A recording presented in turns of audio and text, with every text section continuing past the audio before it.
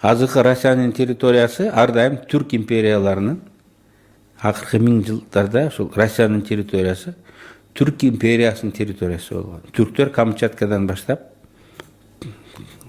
Тынч океандан баштап ошол Дунайга чейин түрктөр турган. Ошонун ичинде кээ бир жылдары биздин ата бабаларыбыз чоң каганат түзүп ушул территорияны ээлеп турган да. Анан жана монголдордун империясы деле ушул түрктөрдүн империясы болгон. Монгол түрк аралаш империя болгон. Татар монгол деп коет да ошончо. Андан ордун орустар келип ээледи. Советтер Союзу, Россия империясы.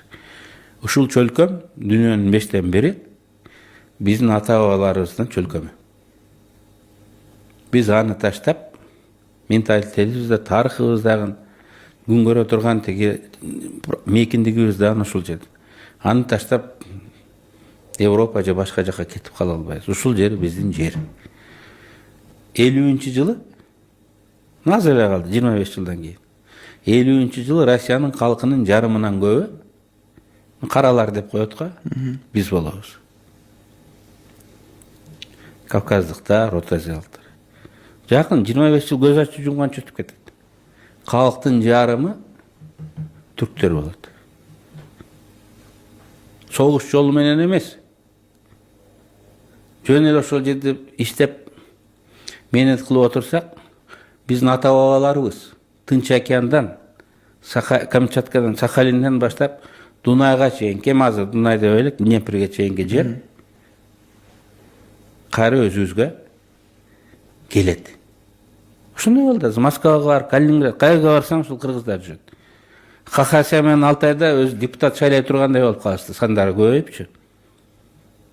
25 жылдан кийин бүгүн короо шыпырып, подвалдарда жашап, кулдай болуп жүргөн Орто Азиялыктар ушул чөлкөмдүн кожоюну болот.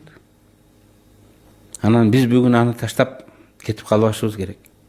Эгер Россия бир нерсе болсо, анда ал 4-5ке бөлүнөт. Дальний Восток өзүнчө, Ортоңку Сибирь өзүнчө, Урал тиги Волганын бою өзүнчө болуп 4-5ке бөлүнүп кетет.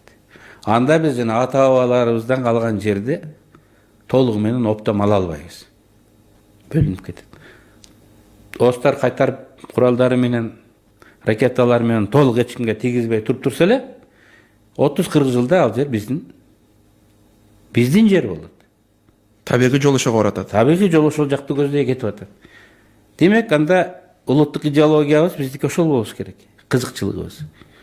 Улуттук идеологиянын негизги бөлүгү ар бир кыргыз үй бүлөсү минимум 5 балалуу болуш керек. 5 балалуу болуш керек. Европанын калкы азайып атат. Орустардын калкы азайып атат. Анан ошол дүйнөнүн 5тен бөлүгү биздин колдон, биз деген эми түрк тилдүү элдердин колуна өткөнү турат да. 19-жылдын аягында, 20-жылдын башында Москвада татарлар тиги подвалда жашачу экен. Дворник, сантехник болуп жана үйлөргө мындай кызмат кылып жүргөн да. Өтө төмөнкү слойдогу адамдар болгон. Ушу подвалдарда жашачу экен. Азыр алар элитасы болуп калды. Элиталык үйлөрдө, элиталык жерлерде жашайт.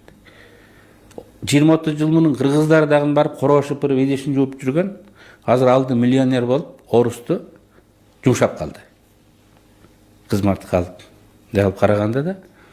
Анан эми турмуш ушундай экен да, биз өзүбүздүн улуттук кызыкчылыгыбызды биздин жерибиз. Биз бүгүн барып ээледик. Убага келет, ошол жерде толук тынчтык жолу менен ээлейбиз. Ошон үчүн бүгүн аны коргоп турган орустарды биз колдошубуз керек.